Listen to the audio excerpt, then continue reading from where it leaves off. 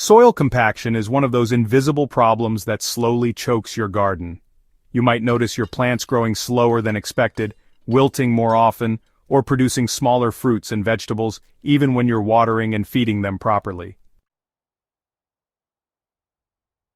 In raised beds, where space is limited and the soil is usually layered by hand, compaction is surprisingly common and can develop faster than you think. The good news is it's completely fixable once you know how to spot it and apply the right solutions. Let's get straight to the practical part: how to identify and fix soil compaction in your raised beds so your plants can finally thrive like they were meant to. Start with the feel and look of the soil. The first and most accessible way to detect soil compaction is to simply get your hands dirty. Good garden soil in a raised bed should feel loose and crumbly, even when moist.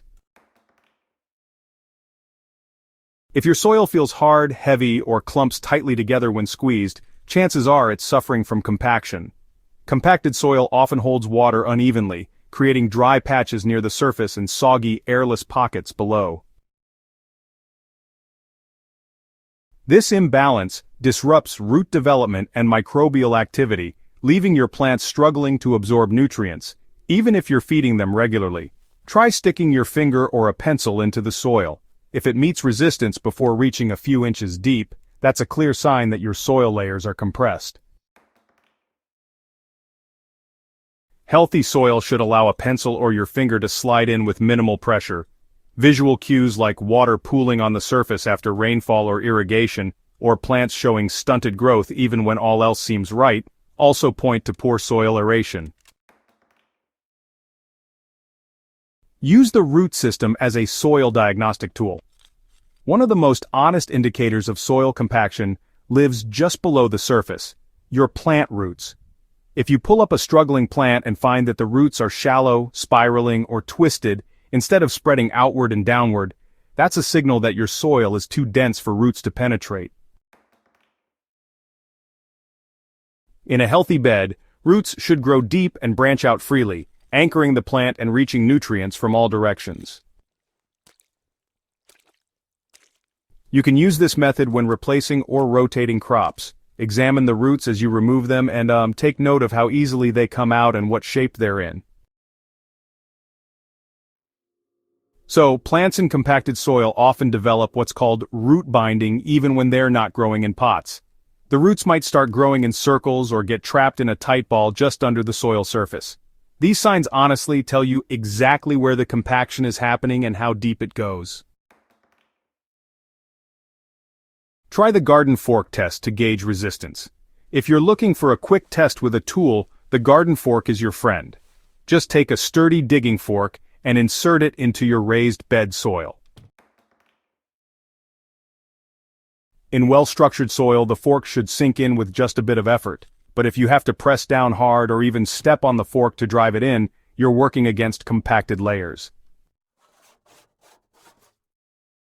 Once the fork is in, you want to wiggle it back and forth. If the soil cracks in large chunks rather than lifting easily or crumbling, that's another red flag, honestly. This method gives you a good feel for how deep the compaction actually goes. Sometimes the top few inches seem totally fine because of regular mulching or watering, but right beneath that is a dense, compacted layer that blocks root and water movement. Mapping this resistance throughout your bed helps you know exactly where to focus your efforts when it's time to fix things. Loosen strategically, not by tilling, but by layering and rooting. The solution to soil compaction isn't aggressive tilling, especially in raised beds. Overtilling can disrupt soil biology and create even more compaction over time as soil settles back unnaturally. Instead, loosen your soil using two effective methods: layering organic matter and encouraging deep-rooted plants to do the work for you. Start by layering a mix of compost, shredded leaves, or aged mulch on the surface of the bed.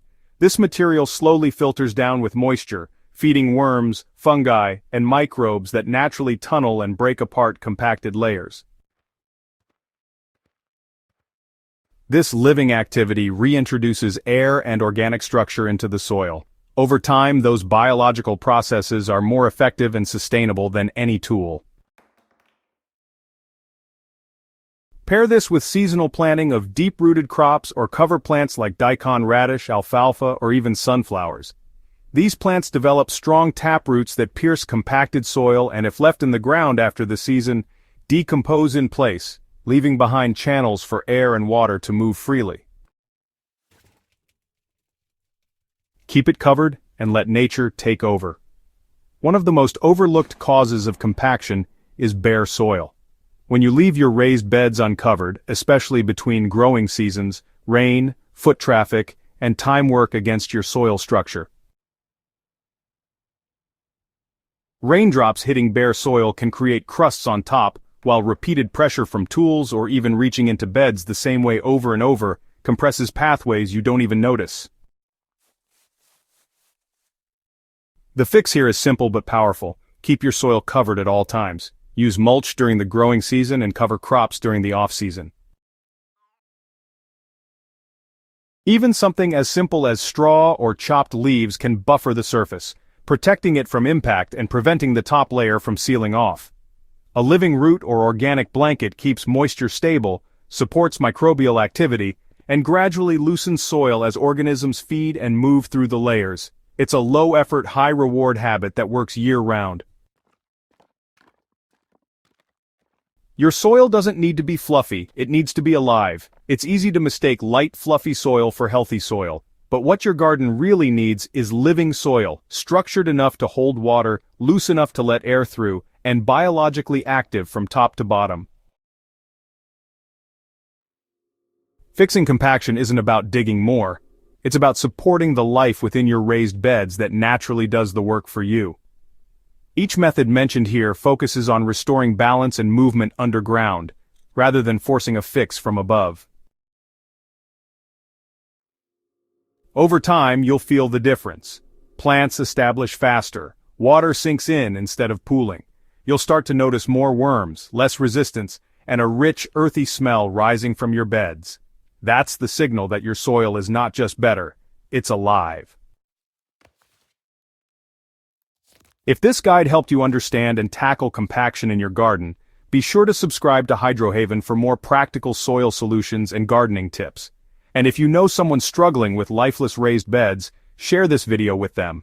It might just be the breakthrough they need.